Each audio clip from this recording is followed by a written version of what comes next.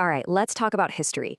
Today, we are grabbing our shovels, digging way past the old textbooks, and uncovering the real truth behind some of history's most famous stories. You ready? Let's do this. I mean, think about it. It's a pretty wild question, right? But so much of what we just accept as historical fact is really just a wild mix of legend, a little bit of propaganda, and maybe just some simple misunderstandings. So today, we're going to put a few of those famous facts under the microscope. So, let's kick things off in the land of pharaohs and those incredible, towering pyramids.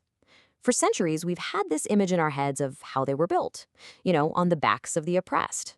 But is that really what happened? Yeah, this is the scene we all know from the movies, right? Huge crowds of slaves getting whipped and starved, forced to haul these massive stones under a blistering desert sun. It's a really powerful and grim picture, but it's one that modern archaeology has pretty much completely flipped on its head. Okay, so this is where it gets really interesting because the reality is just so different. The builders weren't slaves in the way we think of them at all. They were skilled, paid laborers. A lot of them were farmers who worked on the pyramids during the Nile's flood season as a way to pay their taxes. And archaeologists have found their villages, and guess what? They ate really well. Lots of meat, bread, beer. I mean, you can't build a wonder of the world with a starving workforce. And get this, we actually have written records from 1170 BC of workers organizing a strike because their food rations were late. These were not powerless victims. They were respected artisans who knew exactly what they were worth. So while we're still in Egypt, let's go from the pyramid builders to the famous boy king who was buried in one. The story of King Tut's curse is absolutely legendary. This tale of supernatural revenge on anyone who dared to disturb his final resting place. But the real story is, well, a lot less supernatural. First off, no written curse was ever actually found inside Tutankhamun's tomb. Not one. The guy who funded the whole expedition, Lord Carnarvon, he did die shortly after, yeah. But it wasn't from some mummy's hex. He nicked a mosquito bite while he was shaving, it got infected, and he died from blood poisoning.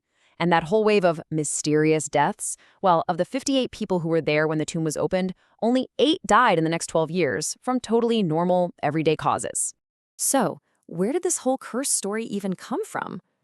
Basically, it was a media invention. After Lord Carnarvon died, a journalist latched onto the story and just sensationalized the heck out of it. The newspapers ran with it, and boom, a global myth was born. It just goes to show you, fake news is nothing new. All right, let's hop over from Egypt to ancient Greece, home of the legendary Spartans. Thanks to movies like 300, we have this very, very specific image of them, right? These elite super soldiers basically born for battle. The legend paints this picture of the ultimate military society, a professional army that had no equal, and they were so dedicated to physical perfection that they practiced infanticide, just discarding any newborn baby who wasn't deemed perfect. It's a brutal, unforgettable image.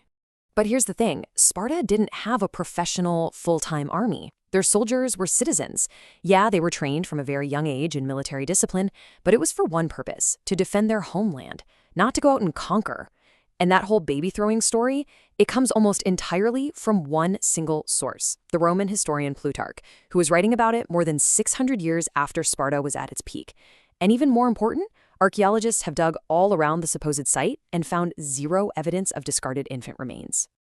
And for our last stop in the ancient world, we are heading to the heart of it all, Rome, an empire of epic battles, incredible architecture, and of course, the bloody spectacle of the Colosseum. When we think of the Colosseum, we picture this place of just constant carnage, where gladiators walked into the arena with almost no chance of walking back out. You can just hear the roar of the crowd, see the final thumbs down from the emperor.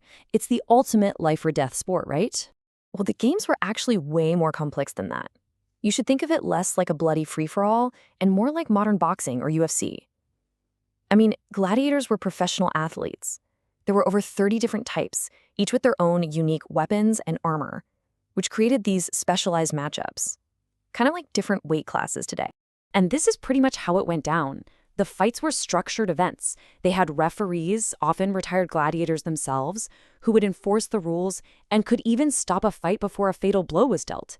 And why would they do that? Simple. Gladiators were incredibly expensive investments. Their owners and trainers wanted them alive to fight another day, not get killed off in their very first match. Now, deaths did happen for sure, but they were the exception, not the rule. So, moving away from the arena floor, let's talk about the guy in the emperor's box. The story of Emperor Nero fiddling while Rome burned is one of the most enduring images of a crazy, tyrannical ruler in all of history. But yeah, pretty much every single part of that story is wrong. First, when the Great Fire of Rome actually started in 64 AD, Nero wasn't even in the city. He was miles away at his villa. Second, he couldn't have played the fiddle because, well, the fiddle wouldn't be invented for another 900 years. And far from watching with glee, the historian Tacitus actually writes that Nero rushed back to Rome, opened up his own private gardens to shelter the homeless, and used his own money to fund relief efforts. The whole rumor was almost certainly political propaganda spread by his enemies. So, we've busted some big myths from Egypt, Greece, and Rome. But this brings up a much bigger question. Why do these stories stick around in the first place, even when we have solid evidence that says they're not true? So, why do they persist? A lot of the time, it's because of sensational media. You know, the fake news that created the whole King Tut's curse thing. Sometimes, it's straight-up political propaganda, designed to make a ruler like Nero look bad. Other times, we're just relying on biased ancient historians, like the guy writing about Spartan babies hundreds of years after the fact. And, of course, modern pop culture just loves a dramatic story, so it cements these exciting but totally inaccurate versions of history in our minds. And that kind of leaves us with one final thought. History isn't just some dusty collection of facts set in stone. It's an evolving story, one that we are constantly re-examining. It really makes you wonder, doesn't it? What parts of our own story, what facts that we all believe today, will future generations look back on and say, can you believe they thought that was true? Thanks for watching.